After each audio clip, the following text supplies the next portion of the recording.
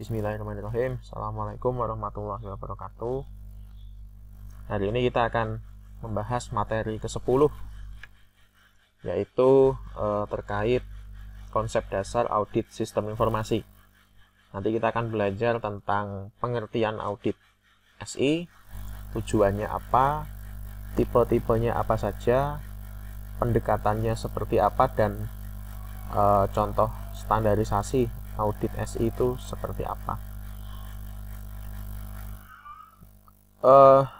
Untuk review ya, seperti yang sudah kita bahas di materi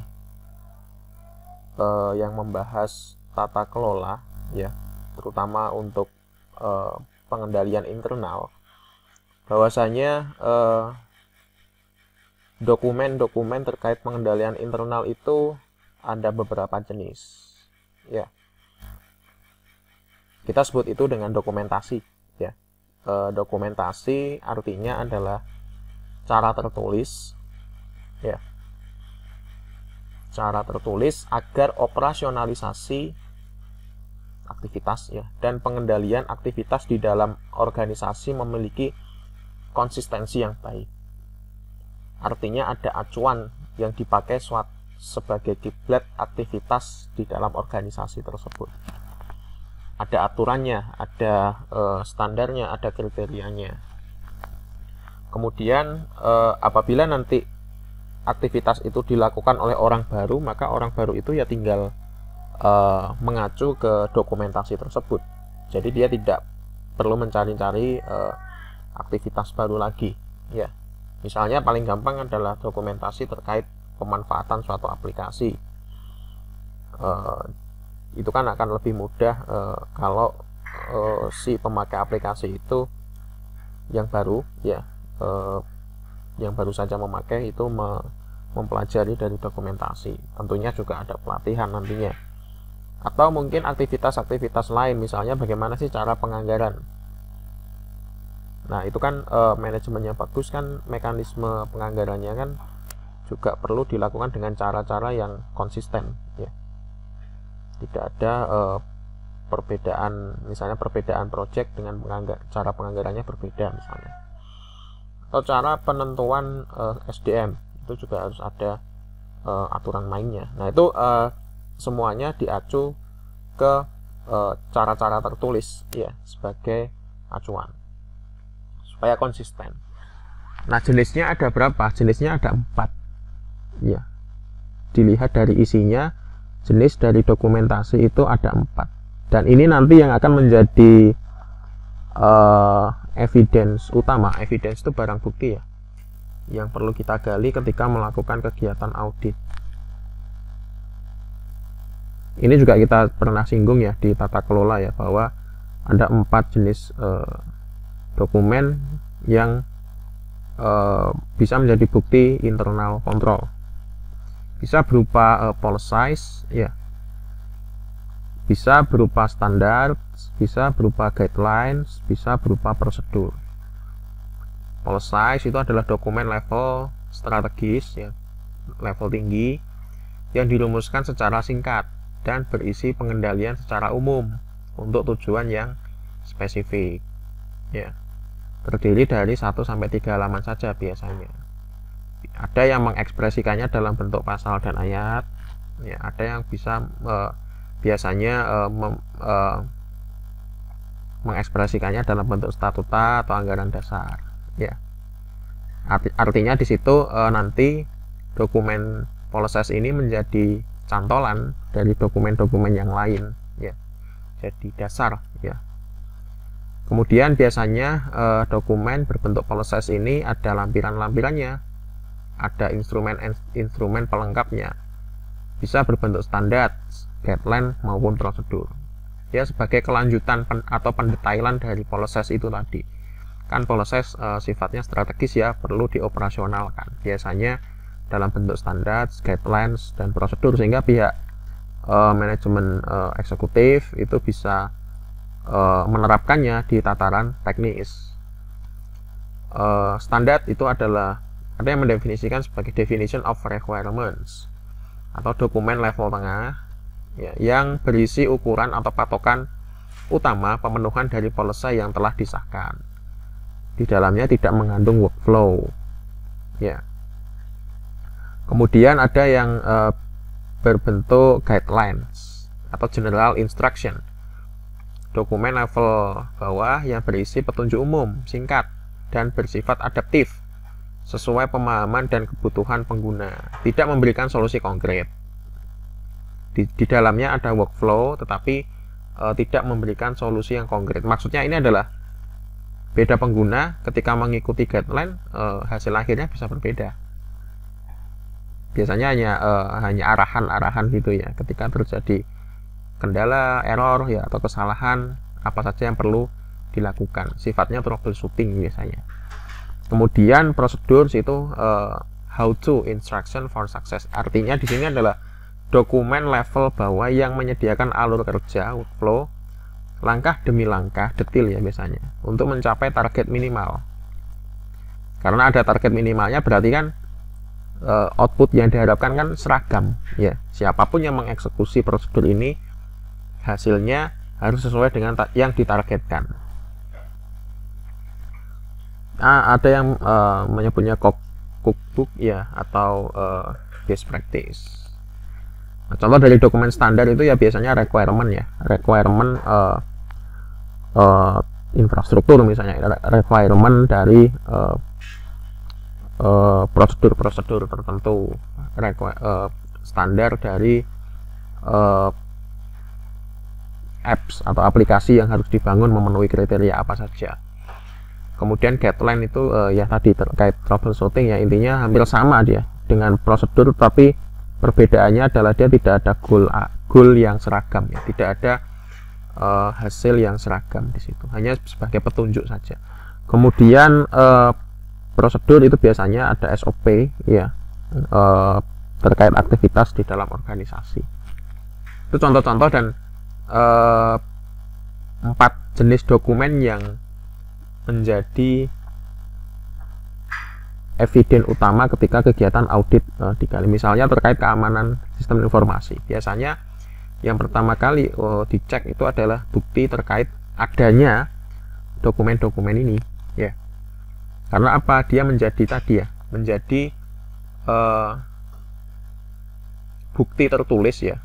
Kalau bukti itu sudah tertulis, ada bentuknya, ada dokumennya maksudnya, maka bisa dipastikan ya potensi untuk dia melakukan itu secara konsisten kan ada ya. Berbeda dengan kegiatannya sudah dilakukan tetapi belum ada aturannya, belum ada bukti tertulisnya juga. Nah, nanti apa yang menjamin bahwa kegiatan itu akan dilakukan dengan cara yang sama? Kan tidak ada ya. Makanya ini menjadi baseline ya, eviden dari kegiatan audit. Saya sudah melakukan update aplikasi rutin secara 6 bulan sekali. Ya, itu hal yang bagus ya. Tapi mana bukti dokumentasinya ya? Dari sisi administratifnya mana? Apakah ada aturan yang semacam itu, atau itu inisiatif Anda sendiri? Ya, kalau inisiatif ya memang itu inisiatif yang bagus, mau mengupdate aplikasi, tetapi dari si manajemen itu kan tidak bagus ya. Nanti ganti orang, inisiatifnya beda lagi, inginnya update-nya 1 tahun lagi, kan itu nggak ada keseragamannya di situ ya. Maksudnya adalah kalau ada sesuatu yang tidak seragam kan mengevaluasinya kan juga sulit, kinerjanya ini mengukurnya juga akan sulit nanti. Makanya butuh yang namanya sekali lagi dokumentasi semacam ini. Segala tindakan, segala aktivitas itu harus ada dasarnya, harus ada aturan-aturannya.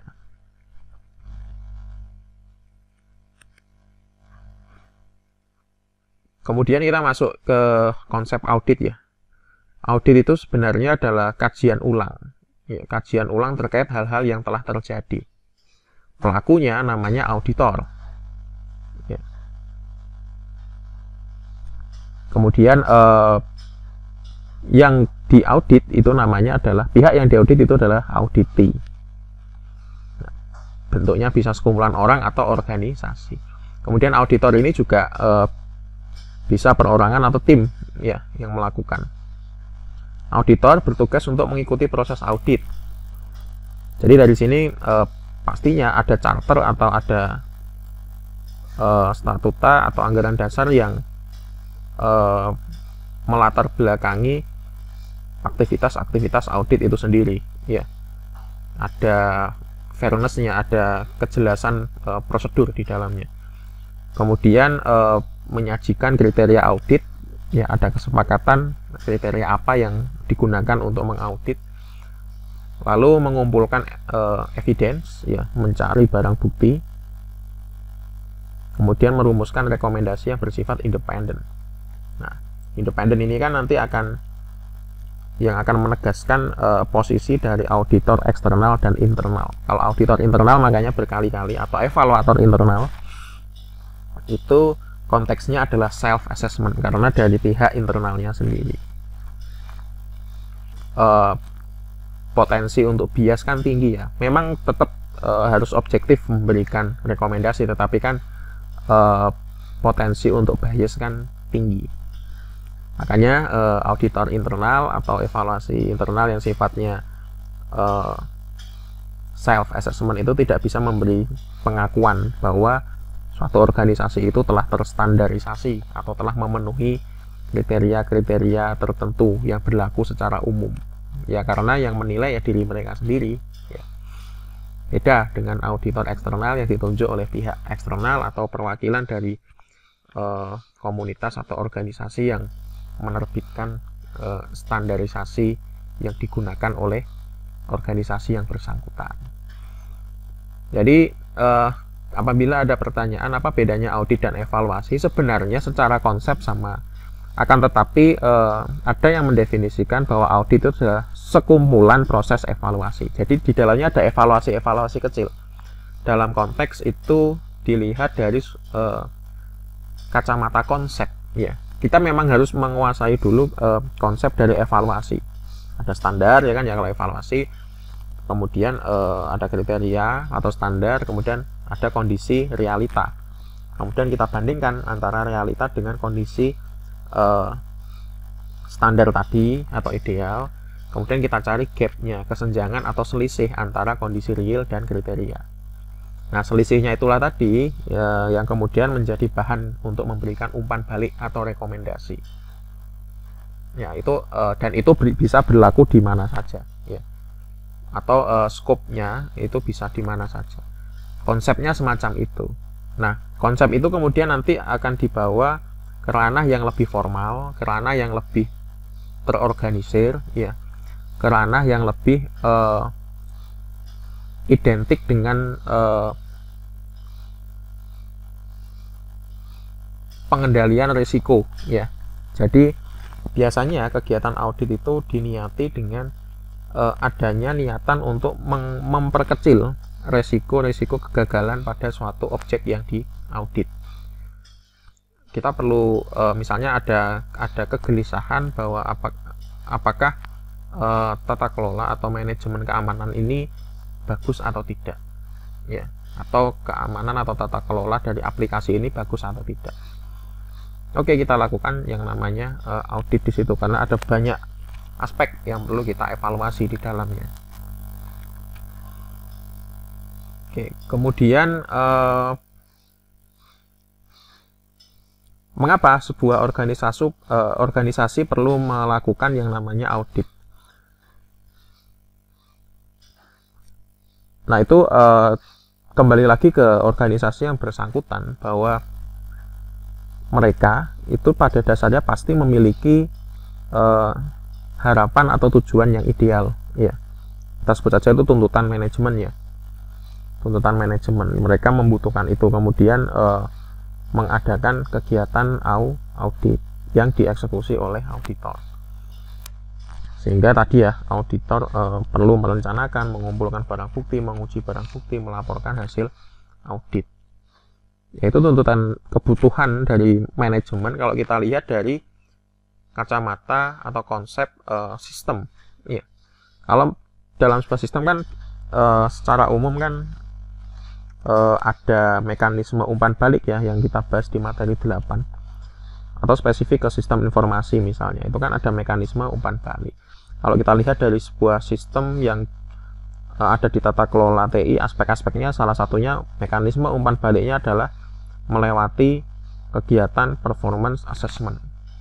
Nah, di situ kan keniscayaan ya membutuhkan umpan balik secara terus-menerus. Nah, itu yang dinamakan dengan tuntutan manajemen. Mereka ingin tentunya dari hari ke hari itu semakin matang ya, semakin baik. Nah, untuk tahu itu kita perlu memotret keadaannya melalui mekanisme audit. Kemudian pengertian audit dalam konteks spesifik ya, audit sistem informasi. Itu pemeriksaan arsip secara sistematis ya, yang dilakukan oleh auditor berkualifikasi dan independen. Ya, bersifat sistematis itu ada kaidahnya dan merupakan proses yang formal.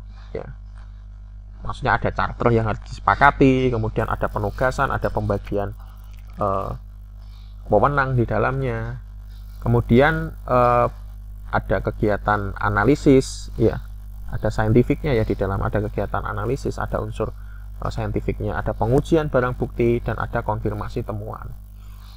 Kenapa ada unsur saintifiknya, ada unsur keilmiahannya di dalamnya? Karena harapannya adalah umpan balik yang diberikan itu pas, ya, objektif, pas, sesuai dengan keadaan yang dipotret saat itu. Kemudian kegiatan audit menghasilkan laporan sebagai bukti keterhandalan atau kebenaran temuan. Temuan-temuan atau yang didasari dengan evidence ya, barang bukti, itu nanti akan menjadi umpan balik atau tindak lanjut atau kajian manajemen ya, manajemen review. Bahwa review itu maksudnya apa? Mengkaji kondisi kita selama ini seperti apa sih, kemudian selanjutnya mau ngapain nih. Nah, itu kan siklus itu kan nggak bisa putus ya, kalau dalam roda pergerakan manajemen yang berkembang semakin baik atau semakin matang. Apa bedanya antara audit dan asesmen penilaian? Apa bedanya?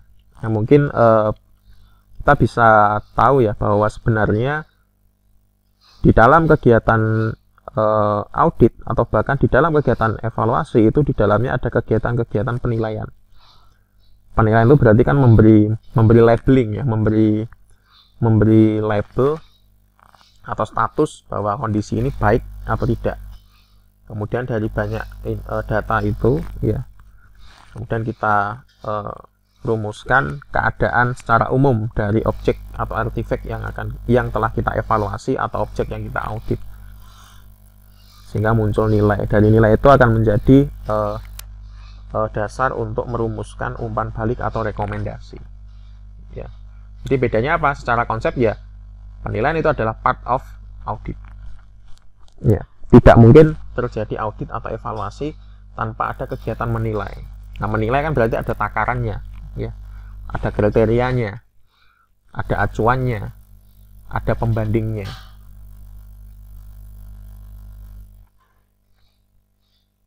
Ya, kita coba visualisasikan ya, audit itu di dalamnya ada mekanisme penilaian. Nah, di penilaian di sini kan kita mengcompare ya, membandingkan ya antara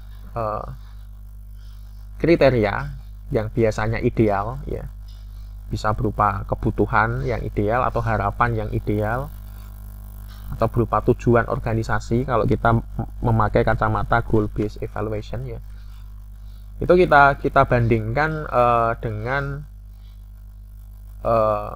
kondisi nyata atau kinerja yang terjadi atau yang dialami oleh artifak itu sendiri atau objek audit itu sendiri ya, dibandingkan. Nah, proses membandingkan antara kondisi nyata dengan kriteria itu adalah kegiatan penilaian. Nah, di dalam kegiatan penilaian itu sendiri ya, ketika kita ingin memotret kondisi real, itu ada kegiatan-kegiatan yang dinamakan kegiatan pengukuran ya, melabeli tadi ya, melabeli bahwa ini baik ini sesuai kriteria, ini atau kondisi ya, ini kondisinya rusak, ini kondisinya harus ganti, ini kondisinya masih bisa diperbaiki. Nah, itu adalah ekspresi dari pengukuran. Kalau pengukuran memang biasanya lebih ke kuantitatif ya, tetapi di sini saya istilahkan pengukuran itu ya labeling tadi, labeling kondisi nyatanya kayak gimana ya, kemudian kita kumpulkan, itu pengukuran, kemudian kita compare, kita bandingkan dengan kondisi ideal. Nah, proses pembandingan dengan kondisi ideal itulah yang dinamakan penilaian. Jadi bedakan antara pengukuran dengan penilaian. Pengukuran itu pengambilan data real ya, kita tidak pakai kriteria apa adanya ya. Misalnya SOP-nya semacam ini, menurut dia kondisinya SOP-nya semacam ini, kepuasannya levelnya sekian, dia sehari setahun dia melakukan update aplikasi 3 kali. Nah, itu belum kita compare dengan apa-apa, mentah gitu ya pengukuran. Kalau kuantitatif itu skor ya, belum kita compare ke kriteria tertentu. Kemudian ketika sudah kita bawa atau kita bandingkan dengan kriteria yang standar yang menjadi patokan kita, yaitu kita nilai. Nilai di sini adalah artinya sesuai atau tidak dengan kriteria yang kita pakai. Kondisi yang real itu tadi sesuai tidak dengan kriteria. Kemudian pengukuran tadi ya, ini pendekatannya macam-macam ya, bisa kualitatif, bisa kuantitatif. Datanya bisa data kualitatif, bisa data kuantitatif ya. Bisa angka-angka, bisa berupa berita atau informasi dari responden. Yang intinya adalah kita memotret kondisi real saat itu tanpa membandingkannya dengan kriteria terlebih dahulu. Nah, kemudian berlanjut ya, ketika kita sudah berhasil membandingkan dengan kriteria tertentu atau standar tertentu, maka kita berikan sebuah analisis ya. Kita perlu perkuat juga apakah temuan-temuan kita, apakah penilaian-penilaian kita ini didukung barang bukti atau tidak. Nah, mekanisme analisis ini juga macam-macam ya. Misalnya ketika kita ingin kita memiliki kriteria berdasarkan kerangka kerja COVID. Di COVID itu kan ada dokumen-dokumen yang harus dipenuhi untuk bisa masuk ke level capability tertentu ya, kita sebut saja semacam itu. Nah, kita perlu mencari, misalnya dia membutuhkan dokumen master plan TI. Apakah barang buktinya itu ada atau tidak? Kalau ada berarti ya memenuhi, cocok. Kalau tidak ada berarti tidak cocok. Nah, serangkaian kegiatan itu berulang-ulang ya, nggak hanya pada satu artefak saja biasanya, dan tidak hanya sekali ambil data, berulang-ulang kali, sehingga auditor itu bisa menghasilkan informasi yang betul-betul objektif ya, betul-betul matang. Nah, setelah itu baru kita berikan keputusan atau keputusan terhadap hasil penilaian yang kita lakukan tadi. Nah, serangkaian kegiatan mulai menilai, mengukur, menilai, memberikan keputusan ya. Saya ulangi lagi, pengukuran, penilaian, lalu diakhiri dengan pembuatan keputusan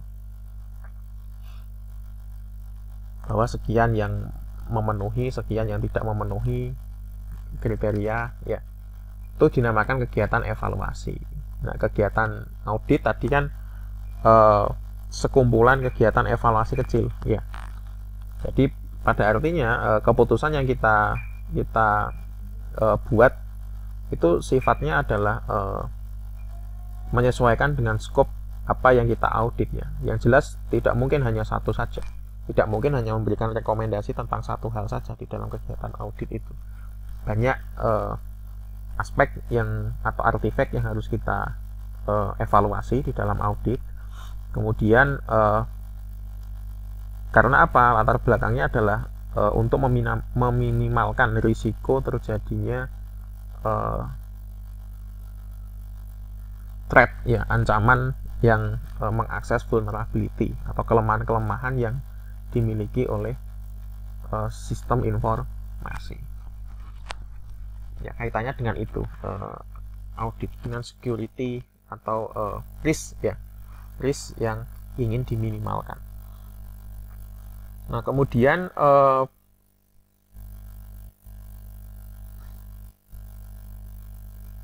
terkait penilaian itu sendiri tadi, ya, itu ada hubungannya dengan pengendalian internal. Tentunya pondasi dari tata kelola itu kan pengendalian internal, ya, pengendalian internal. Tuntutan manajemen itu kan menjamin bahwa tujuan dari organisasi itu bisa terpenuhi, bisa tercapai. Tentunya dengan aktivitas-aktivitas yang konsisten. Aktivitas-aktivitas yang konsisten tadi kan fondasinya ada di dokumentasi, 4 jenis dokumentasi tadi. Supaya apa? Supaya risikonya itu terminimalisir, ya. Hal-hal yang tidak diinginkan itu bisa dicegah, dideteksi atau diperbaiki. Ini kalau yang di konsep pengendalian internal kemarin, ya, di materi-materi sebelumnya. Artinya ada jaminan di sini. Nah, mekanisme untuk menjamin ini kan perlu dicek, ya, perlu dicek apakah kondisinya itu perlu diperbaiki atau tidak. Lalu ya, kemudian untuk controllingnya sendiri kan ada banyak jenis, ya, kemarin sudah kita bahas juga di materi yang lalu. Ada dari sisi tujuannya, ada dari sisi fungsinya, atau mungkin irisan-irisan dari kedua jenis itu tadi. Maksudnya adalah ada dokumen, misalnya ada dokumen kebijakan yang sifatnya itu preventif, ya. Ada juga dokumen kebijakan itu yang sifatnya detektif atau bahkan korektif dari tataran strategisnya. Kemudian nanti dilampiri dengan dokumen-dokumen yang sifatnya technical, ya, atau physical. Itu tergantung pemakaiannya ada di mana, controllingnya atau pengendaliannya. Tujuan dari audit SI sendiri yang pertama mengumpulkan evidence, barang bukti, ya, evidence itu. Kemudian untuk apa evidennya? Ya, nanti digunakan untuk sarana pembuktian secara objektif, ya, kepada auditi. Di auditornya itu memberikan rekomendasi itu, ya, berdasarkan bukti-bukti yang nyata, yang ada, yang objektif tadi. Bagaimana cara memperolehnya? Ya, dengan berbagai macam teknik pengumpulan data. Makanya tadi ada data yang sifatnya kualitatif, ada data yang sifatnya kuantitatif. Kualitatif ini biasanya dengan interview, pencermatan atau kajian, ya, pencermatan dokumen atau kajian dokumen, atau mungkin observasi atau pengamatan. Ya, tergantung tadi case-nya adalah case ketika di konsep evaluasi SI, ya, itu case-nya adalah case IS assets, ya, atau IS in use, atau IS-nya adalah IS yang tanpa ada campur tangan dari user atau ada campur tangan dari user. Kemudian membandingkan evidence dengan standar yang berlaku. Jadi bukti-bukti tadi dikumpulkan, itu adalah pengumpulan itu sebenarnya bagian dari proses pengukuran, ya. Bukti-bukti dikumpulkan, apakah yang ditargetkan itu ada atau tidak, kemudian dibandingkan dengan standar yang ada. Oh, ternyata standarnya menuntut ada 10 bukti, ternyata yang terkumpul hanya 5, berarti kan 50% kinerjanya, berarti dari sisi evidence, ya. Kemudian melaporkan hasil audit berdasarkan evidence yang ditemukan, supaya pihak audit juga tahu, ya, bahwa kondisi manajemennya itu seperti apa. Jadi kalau kita ikuti ya, prinsip dari audit ini bukan untuk menghakimi sebetulnya, ya. Bukan untuk menjatuhkan sebetulnya, tapi sebagai bahan refleksi yang secara fair ya, baik dari pihak auditi maupun auditor itu memiliki semangat untuk memperbaiki manajemen yang ada di dalam organisasi, terutama untuk manajemen TI-nya. Jadi bukan untuk menghakimi atau menjatuhkan, bukan. Targetnya ya tadi strategic alignment ya, kematangan yang bagus di strategic alignment-nya. Nah, untuk mencapai cita-cita itu ya kita kan perlu tahu ya progresnya semacam apa. Makanya melalui laporan hasil audit ini bisa menjadi bahan review atau kajian, sehingga nanti kebijakan-kebijakan atau strategi yang dicetuskan oleh organisasi ke depan itu lebih pas ya, lebih sesuai dengan apa yang menjadi ruh dari organisasi itu sendiri. Tipe audit SI ada beberapa macam ya. Di sini ada internal audit atau assessment. Ini yang tadi saya sebut dengan auditor internal ya. Ini melibatkan auditor dari organisasi sendiri, ruang lingkupnya terbatas sesuai kebutuhan, hasilnya tidak dipublikasikan karena tidak bisa dipakai untuk memberikan pengakuan apa-apa ya, dan biasanya sifatnya secret ya, rahasia. Kemudian tidak menghasilkan sertifikat pengakuan. Kemudian ada external audit, objek auditnya berhubungan dengan antara organisasi dengan pelanggan, customer, atau penyedia, supplier. Misalnya terkait transaksi, terkait transparansi biasanya. Kemudian ada independent audit, di luar pengaruh pengguna dan penyedia layanan, bisa menghasilkan sertifikat pengakuan. Bedakan antara internal audit dan external internal audit dengan external internal auditor ya. Ini internal audit dan external audit ini fokusnya adalah artifak atau objek apa yang diaudit. Internal audit itu adalah ruang lingkupnya terbatas di dalam organisasi itu sendiri ya, internal organisasi. Pelakunya biasanya adalah auditor internal. Ya, bedakan ya. Kalau external audit itu adalah artifak atau objeknya itu eksternal dari organisasi. Kita mungkin sudah belajar ya, apa sih yang menjadi internal organisasi dan eksternal organisasi. Internal organisasi itu ya ada customer, ada supplier, ya ada hal-hal yang berkaitan dengan itu semua, ekosistem di luar organisasi. Kemudian ada independent audit ya. Biasanya dilakukan oleh auditor eksternal. Kita contohkan di UB ada ya, satuan pengawas internal, ini auditor internal.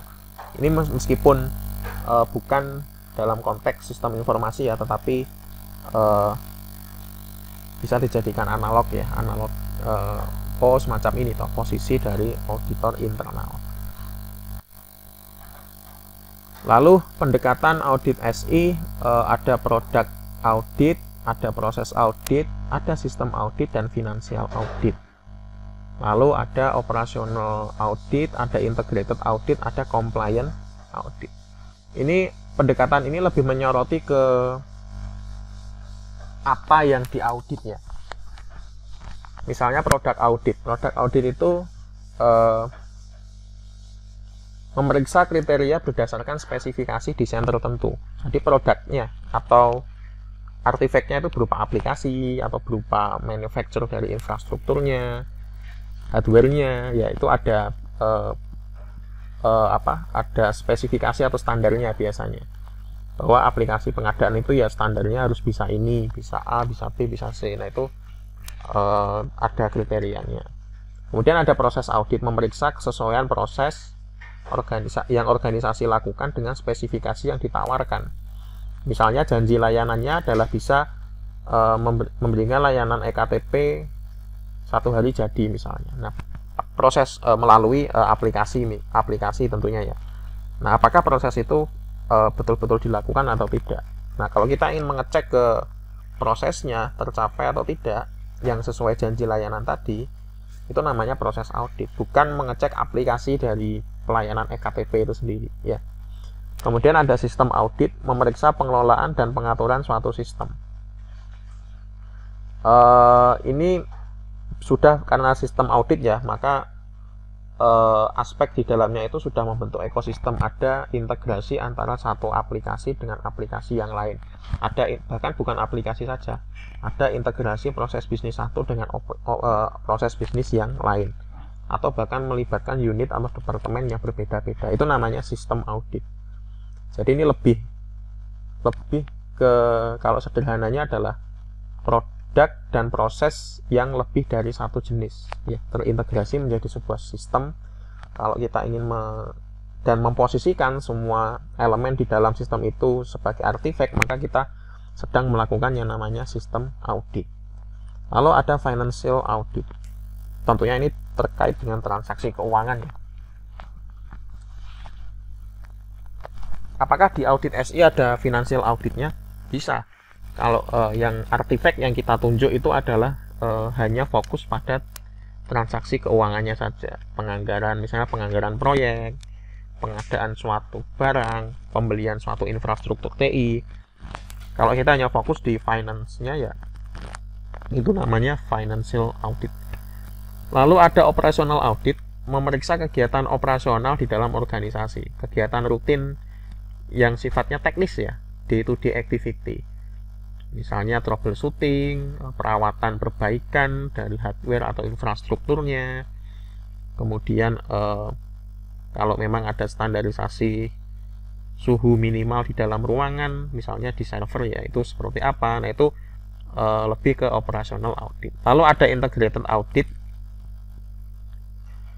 Ini adalah gabungan antara operational audit dan financial audit. Kegiatan rutin perawatan komputer misalnya itu membutuhkan anggaran berapa ya. Jadi ingin mendeteksi atau ingin mencari tahu ya keadaan finance terkait kegiatan-kegiatan operasional. Mungkin dianggapnya adalah kegiatan operasional itu selama ini yang menjadi pondasi, sehingga nanti tahu anggarannya itu kurang atau malah justru menjadi beban. Kemudian ada compliance audit. Compliance itu identik dengan adanya suatu kebijakan yang wajib diterapkan oleh suatu organisasi. Ya, kalau organisasi itu bisa mentaati atau mematuhi kebijakan itu secara sempurna, maka namanya comply. Ya, comply. Nah, kebijakan itu biasa ada dua istilah ya. Ada comply, ada conformant. Ada confirm ya, ada yang sifatnya confirm. Maaf ya. Ada yang sifatnya conformity ya. Conformity atau confirm. Ada yang sifatnya comply, compliance. Kalau conformity itu adalah internal organisasi itu memiliki standar sendiri, kemudian dia menghasilkan aktivitas atau produk sesuai standar itu. Ya, jadi standarisasinya dari internal organisasi itu sendiri. Misalnya Nestle punya standarisasi pengecekan produk makanan versi dia sendiri. Nah, kalau dia memenuhi itu, makanya istilahnya atau namanya adalah confirm, ya, conformity. Tapi kalau ada kebijakan eksternal yang itu diimplementasikan ke banyak organisasi, misalnya Nestle, ada Wings Food atau apa. Nah, itu kalau organisasi itu memenuhi standar eksternal itu tadi, maka itu namanya compliant. Ya. Nah, compliant misalnya memeriksa implementasi kebijakan tertentu di dalam organisasi. Implementasi peraturan Menteri BUMN tentang penerapan good corporate governance. Ya. Dan panduan penyusunan pengelolaan TI BUMN. Maka nanti di tiap BUMN itu wajib menggunakan itu. Karena standarisasinya itu atau kebijakannya dari kementerian ya, yang lebih atas lagi, maka itu namanya comply, ya, compliance. Kemudian ada administrative audit. Artinya ini audit yang artifaknya adalah kebijakan itu sendiri, dicek. apakah kebijakan ini sudah usang atau masih relevan atau perlu diupdate atau tidak. Jadi pengecekan atau pemeriksaan terhadap substansi kebijakan itu sendiri itu namanya administrative audit. Nggak hanya kebijakannya, mungkin kan bentuk dokumen itu kan ada 4 ya, ada policy, ada standar, ada guideline, ada prosedur. Nah itu dicek ya relevansinya masih bisa dijalankan atau tidak.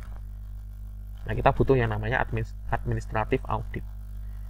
Kemudian ada information system technical certification, itu memeriksa tingkat kematangan sistem informasi.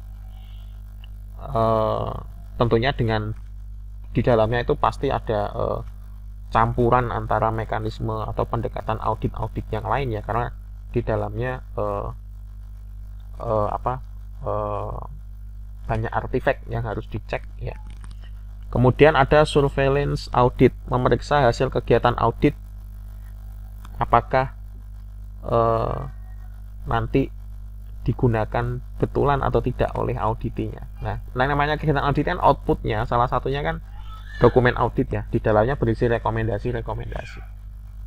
Nah, suatu saat setelah kegiatan audit itu, setahun kemudian misalnya, perlu ada surveillance audit, apakah hasil audit tahun lalu itu digunakan sebagai patokan untuk beraktivitas selama 1 tahun ya, atau 5 tahun ya, atau jangan-jangan sudah diaudit dokumennya tidak dipakai apa-apa, dibiarkan gitu aja ya. Nah itu namanya surveillance audit. Kemudian standarisasi audit itu banyak sekali ya. Maksudnya di sini adalah bukan standarisasi kaidah baku auditnya, bukan ya. Maksudnya di sini adalah tentang kriteria atau acuan yang biasanya dipakai untuk melakukan pengecekan ya antara kondisi existing dengan kondisi ideal. Ada yang diterbitkan dari ISO, ada yang diterbitkan oleh COSO, ada yang diterbitkan oleh OECD. Ini ketiga-tiganya punya fokus yang berbeda ya. Membernya juga terbatas. Artinya pihak-pihak yang fokus merumuskan atau mengupdate dokumen-dokumen standar ini terbatas ya, dan dokumen-dokumennya apabila